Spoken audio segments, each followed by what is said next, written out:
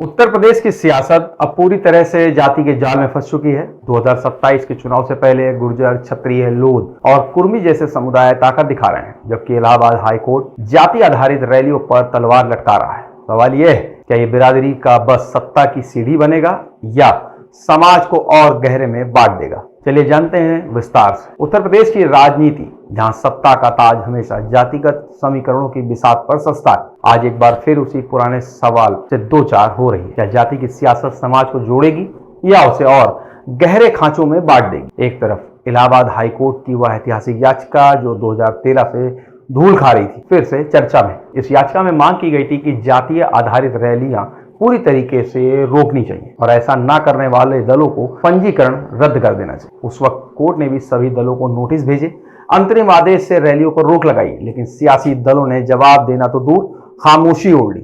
अब 2025 में यह मामला फिर से गरमाया। हाईकोर्ट ने केंद्र, यूपी सरकार और चुनाव आयोग से हलफनामा मांगा है और अक्टूबर में होने वाली अगली सुनवाई में सख्त चेतावनी दी है, वरना अधिकारी इस संबंध के लिए तैयार हैं। लेकिन कोर्ट की इस तलवार के बावजूद यूपी की सियासत में जातीय विशेष बल की जड़ें इतनी गहरी हो चुकी हैं कि नेता और उनके समर्थक सामाजिक संगठनों की आड़ में बिरादरी का बल दिखाने से बाज नहीं आ रहे। 2027 के विधानसभा चुनाव अभी भले ही 2 साल दूर हों, लेकिन दलों और नेताओं ने अपनी अपनी बिसात बिछाना शुरू कर दी। समाजवादी पार्टी खुलकर पिछड़ा, दलित, अल्पसंख्यक यानी पीडीए के फॉर्मूले पर दांव खेल रही है, लेकिन उसी के राष्ट्रीय प्रवक्ता राजकुमार भाटी गुर्जर बिरादरी के सम्मेलनों के जरिए ताकत जुटा रहे हैं। दावा है कि प्रदेश के 130 विधानसभा सीटों पर गुर्जर मतदाता निर्णायक है। यह संदेश सियासी दलों के लिए कितना साफ है, आप खुद समझ सकते हैं। वहीं भारतीय जनता पार्टी के खेमे में भी हलचल कम नहीं। अगस्त में लखनऊ के एक 5 सितारा होटल में हुई 40 क्षेत्रीय विधायकों की कुटुंब बैठक ने सियासी गलियारों में हंगामा मचाया। बताया जाता है कि इसकी रूपरेखा भाजपा नेता ने बनाई थी और इसमें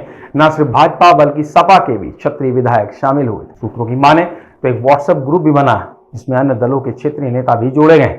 यह एकजुटता क्या दर्शाती है? साफ, टिकट बंटवारे में क्षेत्रीय बिरादरी की अनदेखी की कीमत कोई दल नहीं चुकाना चाहेगा। इसी तरह आंवला में प्रदेश सरकार के मंत्री धर्मपाल सिंह ने लोध सम्मेलन करवाया, जिसमें मध्य प्रदेश की पूर्व मुख्यमंत्री उमा भारती, सांसद साक्षी महाराज, पूर्व सांसद राजवीर सिंह और मुकेश राजपूत जैसे सजातीय नेता मंच पर उपस्थित रहे। वहीं दूसरी ओर लखनऊ में कुर्मी समाज का सम्मेलन हुआ, जिसमें सरदार पटेल बौद्धिक मंच के बैनर तले आयोजित किया गया। इसमें अपना दल एस के कार्यकारी अध्यक्ष और प्रदेश सरकार में मंत्री आशीष पटेल शामिल हुए। आयोजन के पीछे भाजपा के सजातीय नेताओं की नजदीकी की चर्चा भी जोरों पर है। ये तमाम आयोजन भले ही खुलकर मोलभाव का मंच न दिखें, लेकिन इसका मकसद सियासी जानकारों की नजर से छिपा नहीं। अप्रत्यक्ष दबाव की रणनीतियां, व्हाट्सएप ग्रुप से लेकर 5 सितारा होटलों की गुपचुप बैठकों तक, कोर्ट की शक्ति, दंगे फसादों का डर और समाज में बढ़ती खाई के बावजूद बिरादरी का यह बल सत्ता की चाबी बनने को बेताब है। सवाल यह है कि क्या ये एकजुटता यूपी की सियासत को नई दिशा देगी